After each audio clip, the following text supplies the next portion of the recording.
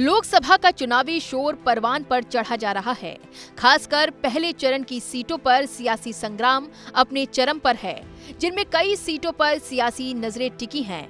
उन्हीं में से एक हाई प्रोफाइल सीट है उत्तर प्रदेश की पीलीभीत लोकसभा सीट। 4 दशकों से ये सीट बीजेपी का अभेद किला रही है, लेकिन क्या इस बार बीजेपी का ये किला सुरक्षित है? ये सवाल हम इसलिए पूछ रहे हैं क्योंकि इस लोकसभा सीट पर 35 सालों में ये पहला मौका है जब मेनका गांधी या वरुण गांधी चुनावी मैदान में नहीं हैं। ऐसे में उनकी कमी पीलीभीत के चुनावी जंग को कितना रोमांचक बनाएगी, ये काफी दिलचस्प होगा।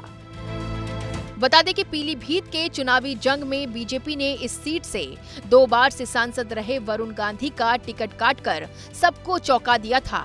वरुण गांधी की जगह बीजेपी ने यूपी के कैबिनेट मंत्री जितिन प्रसाद को मैदान में उतारा है, जिनके खिलाफ समाजवादी पार्टी ने बीजेपी की नवाबगंज विधानसभा से 5 बार के विधायक भगवत सरन गंगवार पर दांव खेला है।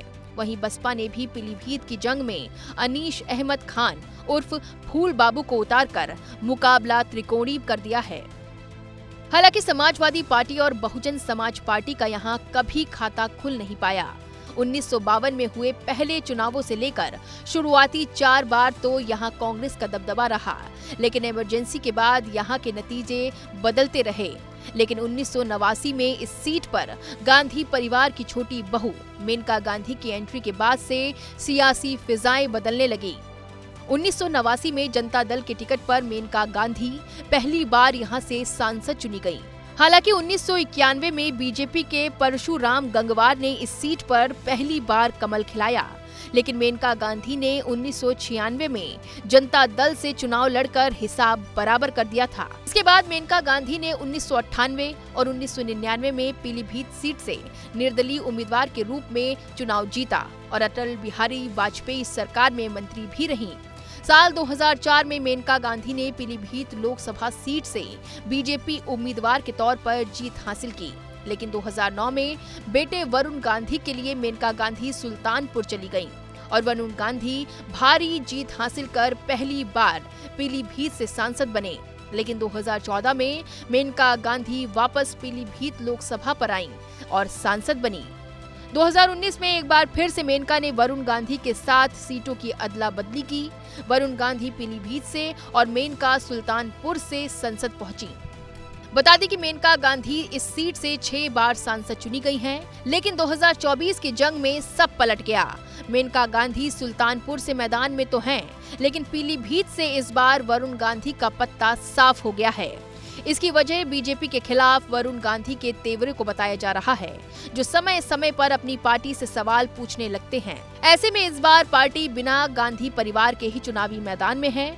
ऐसे में क्या मेनका और वरुण की तरह जितिन प्रसाद पीलीभीत में कमल खिला पाएंगे, ये बड़ा सवाल है, जिसके जवाब में यहाँ का जातीय समीकरण काफी अहम हो जाता है, क्योंकि गांधी परिवार के करिश्मे से पहले कुर्मी फैक्टर इस सीट के लिए काफी अहम रहा है।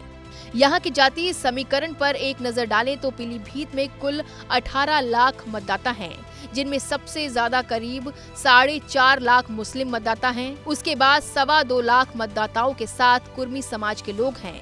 करीब 1,70,000 ब्राह्मण, 1 लाख सिख और 4 लाख दलित वोटर भी काफी निर्णायक भूमिका में रहते हैं।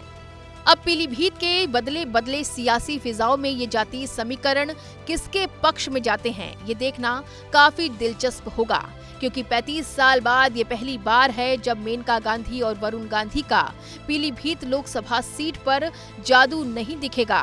तभी तो पीएम मोदी और सीएम योगी ने रैलियों के जरिए यहाँ बीजेपी की जीत के लिए ताकत झोंक दी है। ऐसे में दूसरी पार्टियों के पास पीलीभीत की जंग जीतने की कितनी संभावना है, इसका जवाब तो जनता 4 जून को देगी। फिलहाल आपको इस सीट को लेकर क्या कहना है, ये हमें जरूर बताएं। साथ ही लोकसभा चुनाव से जुड़ी तमाम बड़ी खबरों के लिए देखते रहिए एबीपी लाइव।